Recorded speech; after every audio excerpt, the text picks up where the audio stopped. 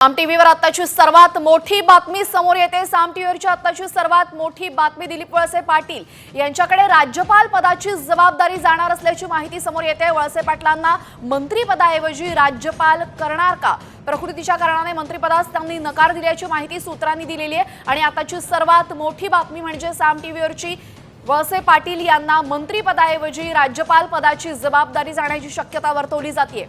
दिलीप वळसे पाटील यांनी तब्येतीच्या कारणास्तव मंत्रिपदासाठी नकार दिला होता अशी माहिती सूत्रांकडून हाती आली होती आणि त्यानंतर आता मंत्रिपदाऐवजी त्यांना राज्यपाल पदाची जबाबदारी देणार असल्याची माहिती समोर येते। आताची सर्वात मोठी बातमी शपथविधीनंतरची। आपल्यासोबत शिवाजी शिंदे जोडले गेलेले आहेत।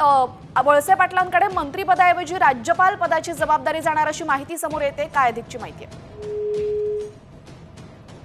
चर्चा बऱ्यापैकी झालेली आहे।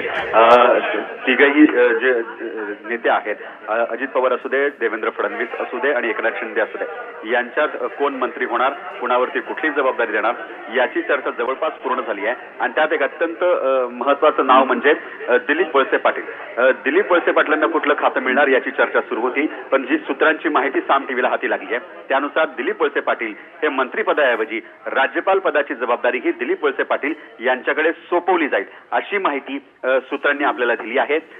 अनेक खाते वाटपांची चर्चा सुरू आहे। यात दिलीप वळसे पाटील आंबेगाव या सगळ्या परिसरातून आमदार आहेत। एक मोठं नाव आहे महाराष्ट्राच्या राजकारणातलं आणि अनेक वेळा ते मंत्री राहिलेले आहेत।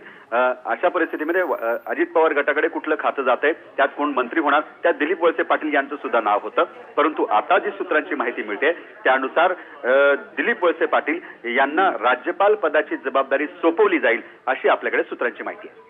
जी, धन्यवाद आपण दिलेल्या माहितीबद्दल।